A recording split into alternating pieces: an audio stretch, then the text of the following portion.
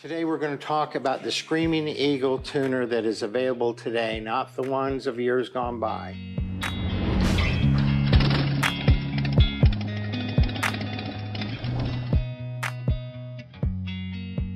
So before we get into talking about the Screaming Eagle tuner, if you could please like, comment, and subscribe to the channel, we'd appreciate it a lot. It helps us out.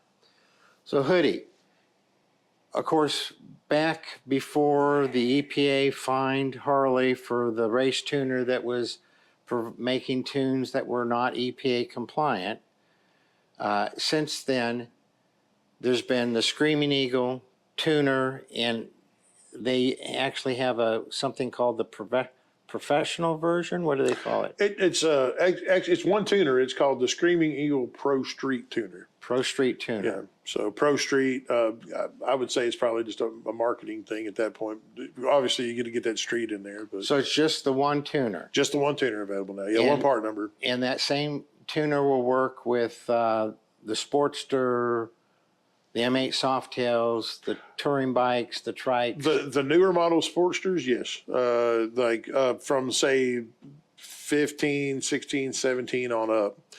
Prior to that, the Screaming Eagle tuner does not work on those early Sportsters. So on the 07 through 13 Sportsters that are EFI, what do they do for a tuner? Actually, you're able to flash a tune through Digital Technician to those if you need to have one. And But the tuner won't work on it. Right. To the best of my knowledge, that's what we've run into in there is that it'll tell you in the disclaimer at the bottom, it doesn't work for this model, your model Sportster. So on the Screaming Eagle Pro Street tuner, what can it do and what can't it do?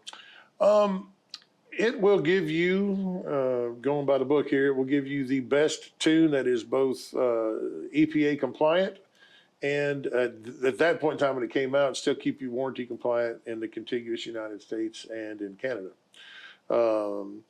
It has the ability, if you add the Smart Tune to it, to have more adjustability just outside the parameters, about 30% more adjustability, but it's still going to be within the confines of what the EPA has put forth. EPA or CARB? EPA. EPA. Right. And then for California people, CARB is California Air Resource Board.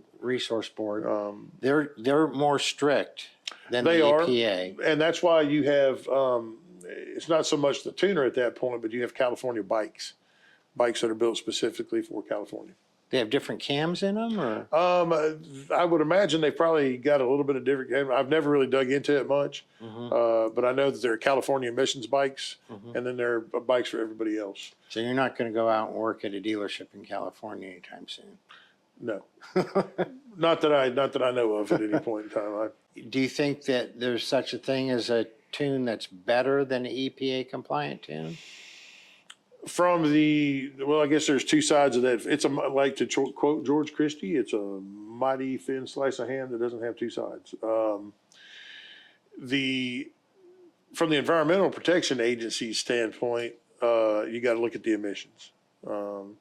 It's already a low carbon footprint anyway, because most of these bikes with a factory tune average really good mile per gallon. Take the new 131 that came out, it could only be sold with a certain head pipe because that head pipe was the international head pipe. It was done for the European market first, who have more stringent stuff. That was the only thing that would still make the 131 EPA compliant, was to be sold with that head pipe. Again, going back to that, there are things that are good for the motorcycle and things good for legislation. And I think that Harley as a corporate entity has to err on the side of caution when it comes to let's do what's best for legislature and not getting slapped again with more fines and things like that. No. So my 2012 Softail, twin cam, brand new, bone stock, 17.2 to 1 AFR. Lean cruise? Yes. Yeah, that's lean. 17.2 to 1. And we thought we had the sniffer in there wrong. We drilled, because we put the sniffer up. Right. So we go, well, that's giving us wrong. So we drilled and put, The wideband in. yeah, and 17.2 is what, from the factory. And then they thought there's wrong tune in there. So they reflashed the OEM tune. It's still bouncing around 17.2 to 1. Would a Screaming Eagle Pro Street tuner fix that obviously too lean condition? Yeah, that would probably remain to be seen. There is some adjustability there, and the tune that they flash. So they spend hundreds of hours building these tunes. Every little tiny change, they spend hundreds of hours on the dyno. Not skipping over the point. It would correct it some, but it would only have a correction factor that would still leave it EPA compliant. Which Obviously if you're just at 14.7, you're EPA compliant, right? Well, 14.7 is a stoichiometric mixture for gasoline, perfect parts of air versus fuel. But at that point, you'd have to measure the emissions from the tailpipe to see how many, volatile, organic compounds per million are getting put out at 14.7. 80, and that's one of the things too. You got to think 87 octane is the most efficient fuel out there, but we have to use 93 because we've got higher heat and more compression. So a slower burning fuel. So anything you can do to bring it down. But I haven't, to be honest with everybody, I haven't really dug into it that far because you get that this is what it will do. It will be EPA compliant. So they've done a lot of research on it. I don't think that the Screaming Eagle tuner is going to give you the best seat of the pants performance than an aftermarket would, but it will just by design keep you EPA and warranty compliant. And you can do, in theory, you can do everything from a stage 1 all the way to a stage 4 at the press of a button and never see a dyno. With the Screaming Eagle Pro Street tuner, there's an infinite amount of tunes available. Are they just canned, or can you go in? Oh, you can go in. You can it? actually tune on the dyno with the Pro Street tuner. Sure can. As a matter of fact, there's adjustability just plugging it in from what you're looking at on digital tech. You can enrich it up to a certain point to idle cells. But there's just a certain amount of blocks you can do. Then Harley's got the Smart Tune on top of it, which offers even more adjustability. But still, you don't get a whole lot to wide open throttle. So when you look at the Power Vision, for example, you have every block available for tuning, and with the Pro Street, even with the Smart Tune on it, you're still limited. You're limited to what blocks you can change. That is correct. Yeah. And are you limited to what you can change? On those blocks that you can change, you're limited to what you can change them. Yes, there's an upper limit as to how far you can go. Okay. Commanded fuel versus actual, commanded fuel ratio versus actual fuel ratio. You can try to command all you want, but it's only going to let you go so far. We did a little test with a Sportster one time to see how much an aftermarket air cleaner and slip-ons affected it. The factory tune on the Sportster at that point in time was at idle. It was probably 12.5 to 1. As soon as we put the air cleaner on it and commanded the fuel again, the lowest it would go was 15 to 1. Really? It was. We tried everything we could do just within the confines of just having the Pro Street tuner there. And that's the mistake that a lot of people make. You have a misconception that, we can put a tuner on it. We can put an aftermarket air cleaner on it, and we can put, aftermarket slip-ons on it, and the Pro Street tuner will be able to handle it. I've never seen it be able to do it. Never seen it be able to do it. On a Sportster. On a Sportster, on a Street Glide, on a Softail, the new Softail platform, anything. If anything aftermarket other than what Harley has done, and it flows. They've engineered their products to stay also within the parameters of what it will do. It'll only command so much. If you've got a product that flows more air, for example, you're going to have a lean mixture, and that Pro Street tuner will not correct for it. But you can do like a stay. We've done plenty of 131s where you just hit the button and flash it to it, and there you go. Your tune for the 131 is in there. You're EPA compliant, and you're not running dangerously lean. You're still EPA compliant. You're running richer than you probably would have been. So this has been our experience. Sporties run too lean from the factory, even in stock configuration. Twin cams run too lean from the factory, but the M8s amazingly are not running too lean from the factory. Has that been your experience? Yeah, yes, sir. It has been. I mean, and I think that's probably why the longevity of it. The longevity of these motors is expected to be higher than the twin cams. Mm-hmm. And I've seen it in real life too. I've seen guys that have come in that have 80, 90, 100,000 miles on them right now. That could constantly ride and have left it pretty much bone stock, or maybe done a stage one with a little tuner or something like that. Meaning they probably got it at time of sale, and put the Screaming Eagle, extreme ventilator on it with some slip-ons.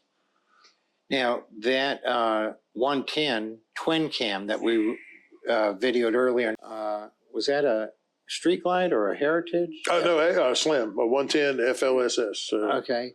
It was the last of the twin, the slim specials with the 110 with 110 twin cam in it. That's correct. And we saw the carbon on the top. We saw that rear cylinder exhaust port was white. Yep. Which isn't very hot.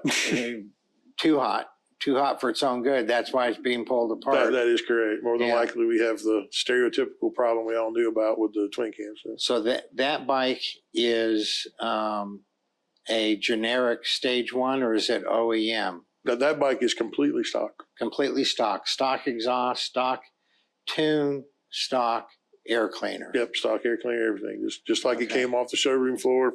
We had a customer with a Milwaukee 8 Street Glide who put aftermarket air cleaner, aftermarket exhaust, and was wondering which tuner to go with. And his specific question was, does the Screaming Eagle tuner just come with one tune for all open air cleaners and all open exhaust, or is it a different tune depending on which air cleaner and which exhaust you put on? So within the parameters, when you plug it in to the bike and then you get on Digital Technician for your choices, you can choose whether it's the stage one, whether it's an extreme ventilator, whether it's the heavy breather. As far as exhaust goes, it'll ask you if it's got slip-ons. It will ask you, does it have the Screaming Eagle head pipe? Things of that nature. And those are the ones that you have choices in, but those choices still center around whatever's offered through Harley Davidson as their product. They've got data for it. They know all of the data. They've been able to plug that in. So if he was putting a Road Rage, Bassini Road Rage exhaust on, and let's say a DK Custom Outlaw air cleaner, an Arlen S air cleaner, or an S&S air cleaner, then doing that with the Screaming Eagle tuner, you're just going to have to choose which Harley part's closest to those. Yeah, and that's where there's a big misconception. The Harley Davidson tuner will be very effective with the Harley Davidson product. Anything other than a Harley Davidson product, it's not going to be effective, because Harley Davidson is not going to reach out to S&S and say, we need your flow data to be able to put this into our tuner.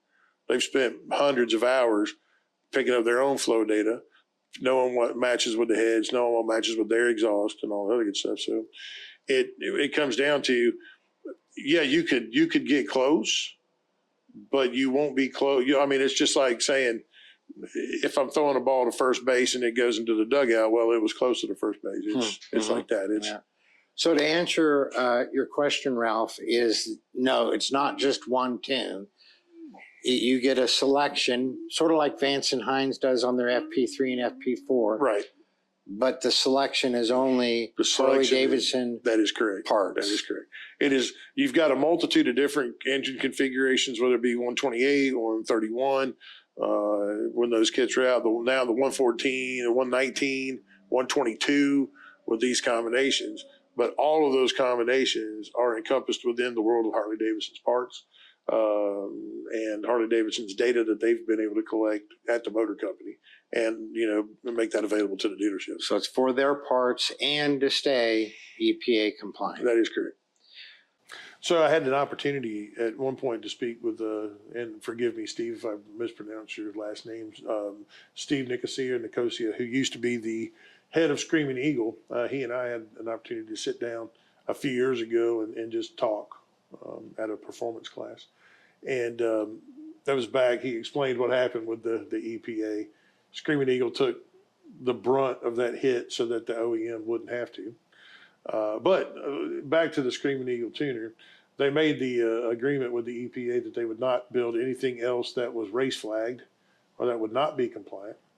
And also, moving forward, everything that they did, every piece that they had would be compliant. So with the Screaming Eagle Pro Street Tuner, you can build the most powerful 131 that remains warranty compliant, remains emissions compliant, where you have no worries about walking into any dealership anywhere in the country if something happens and having it repaired with no questions asked.